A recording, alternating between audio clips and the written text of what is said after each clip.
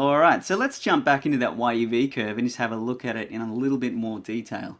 We're going to try some different footage here, and in this shoot I actually shot with Dave Cowling from D&M Wedding Films. We had a lot of fun shooting this, but what I wanted to show you is when you have an edit, like a rough edit done, you'll maybe notice that on the day you had some different white balances or different exposures where some of the clips look a lot flatter than others, or some look, yeah, like the wrong white balance. And the idea is whenever you're color grading a scene, for example in a short film, or in this example, the first thing you want to do is get all your clips looking neutral and matched. So what you do is you choose what they call a hero shot, and I've selected this shot here as my hero shot. So basically the contrast, the white balance, and the color tone of this image is quite neutral, and I want the rest of my clips to match that shot. So how are we going to do that? Well, EDIUS has some really cool built-in features to help us do that. And you can see here with this shot that I've shot that, I don't know how I did that, but it's completely flat. I think I had the wrong picture style there. There's the wrong white balance,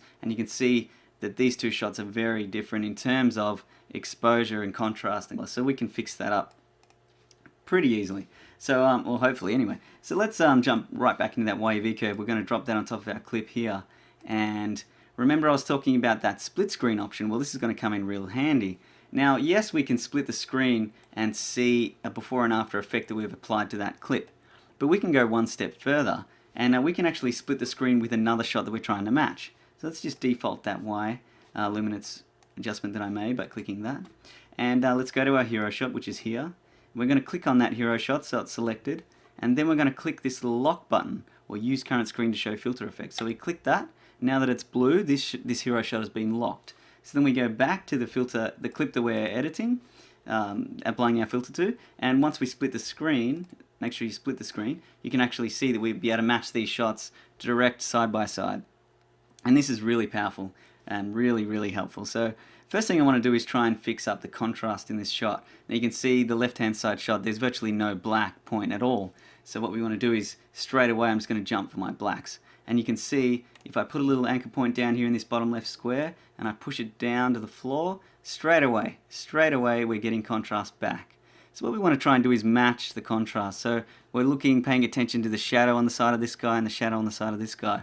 We're looking for highlights and how they're affected when I crush my blacks. If I crush them too much, we're losing skin tones, we're losing detail in the jacket. But and this is where anchor points can help. So we've crushed our blacks, you can see down here, but as our curve is joined to the same anchor point, you can see that we've also crushed midtones. So we can push those back up here like so. Now I'm not saying that necessarily looks good, but I just want to show you how the YUV curve works. And now that we have multiple anchor points, we can really focus on affecting just single areas that we want to affect. So that's looking pretty good. If we slide back and forth, you can see maybe not the color has been matched yet, but at least our contrast is definitely looking much better. Let's just have a quick look at the original there. There's the original. Let's drag our points back in. You can see. Yeah, we're getting pretty close. We're getting pretty close in terms of luminance, and that's what we want this filter for at this stage. So we can press OK on that, and now these two shots at least almost match each other in luminance. You could say the lighting on this guy's face is a lot stronger and a bit too bright, which it is, but it's different lighting. So I could try and match that a little more by bringing down the highlights in his face up here, so you can see here, and match them a little bit more. But you've got to be careful with the YUV curve because you don't want to start pushing values too much because you're going to get unrealistic looks like that. So there's just a quick adjustment there, but what I wanted to really show you is the power of that split screen and how we're going to use it later as well. We're going to use it a lot, so get used to that. So there's our contrast fix. Actually, you know what? It's a little too contrasty. I mean, look at the side of this wall. We've got no detail here. I suppose we have no detail there anyway. Alright. Well, maybe it is looking good. Maybe it is. Okay. Cool. So, next step. Now, I haven't really explained these color bands here, the color curves. Yeah, I showed you that, yeah, the blue is up there, green's down there. But what are they used for? Well, if we similarly applied a contrast curve to our color channels, you can see what that's done. It's actually just added saturation. So instead of adding contrast to luminance, we're adding contrast to our chrominance values, which is giving us, I mean, obviously this doesn't look good, but I did want to show you what these curves are for and how they can be used. Now, say we didn't want to use a contrast curve, say we wanted to just tint our image, we could just pull this slightly to the left or right, depending on where you move it, and you'll see it's actually tinting our image.